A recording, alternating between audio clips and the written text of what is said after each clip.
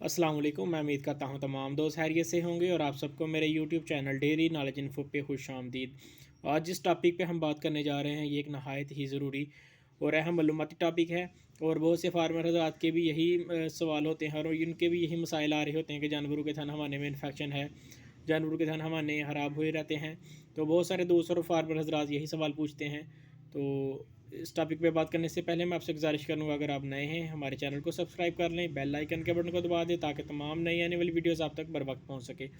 इसके अलावा वीडियो को लाजमी शेयर किया करें ताकि ये जो मालूमात है ये तमाम फार्मर हजरात तक पहुँच सके। वक्त को ज़ाय किए बगैर ही अब टॉपिक की तरफ वापस आएंगे और बात करेंगे जानवरों के थन और हवाने के मसाइल क्यों पेश आते हैं और इसके लिए हम क्या एहतियाती तदाबीर कर सकते हैं जिसकी वजह से हम इन नुकसान से बच सकें। तो सबसे पहले जो हमारे जानवरों में हम अपनी ही हमारी गलती होती है कि हम अपने जानवरों को वो साफ़ सुथरा माहौल ही फ्राहम नहीं करते। जिस जगह पर वो बंधे होते हैं, जिस जगह पे वो चारा खाते हैं और खड़े रहते हैं और बैठते हैं, वो जगह साफ़ सुथरी नहीं होती, वो गंदगी की वहाँ पर ढेर लगे होते हैं, उनका गोबर और उनका पेशाब वगैरह वही पड़ा रहता है जिसमें बहुत सी बीमारियाँ और जरासीम मौजूद होते हैं। जब जानवर अगर हम इन तमाम नुकसान से बचना चाहते हैं तो सबसे पहला पॉइंट यही है कि जानवरों को साफ़ सुथरी जगह पर, खुश्क जगह मुहैया करनी है जहाँ पर वो बैठ सके और आराम कर सके। और इसके बाद दूसरा पॉइंट है, जो भी हमारे फार्मर हजरात हाथ से दूध निकालते हैं तो वो जो पानी इस्तेमाल करते हैं थन को धोने के लिए वो भी साफ़ सुथरा होना चाहिए।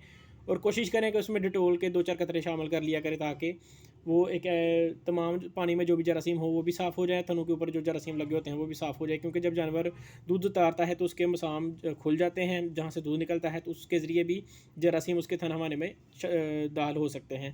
तो पानी साफ़ सुथरा होना चाहिए और ग्वाले जिसने दूध निकालना है उसके हाथ भी साफ़ सुथरे ही होने चाहिए। ये भी बड़ा ज़रूरी पॉइंट है।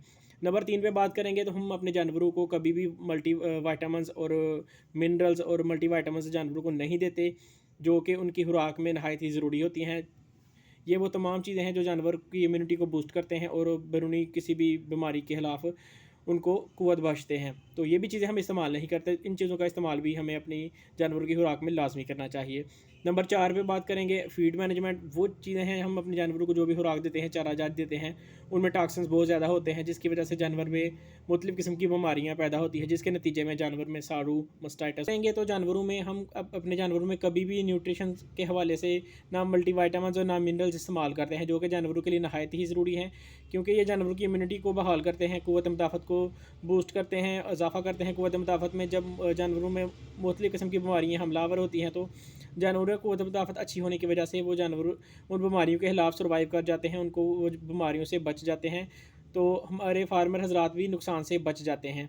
लेकिन ये वो तमाम चीज़ें तब पॉसिबल है, तब मुमकिन है अगर अपने जानवरों की फ़ीड अच्छी करें, जानवरों में मुख्तलिफ़ किस्म के मिनरल्स, न्यूट्रिशंस अच्छे इस्तेमाल करें। तो इसके बाद जो चारा जात हम इस्तेमाल कर रहे होते हैं वो भी फंगस लगे होते हैं और उल्ली लगे पट्ठे चारा जात हम जानवरों को डालते हैं, जिसकी वजह से फिर जानवर मुख्तलिफ़ किस्म की बीमारियों का शिकार होते हैं और फिर हमारे फार्मर हज़रात ही परेशान होते हैं।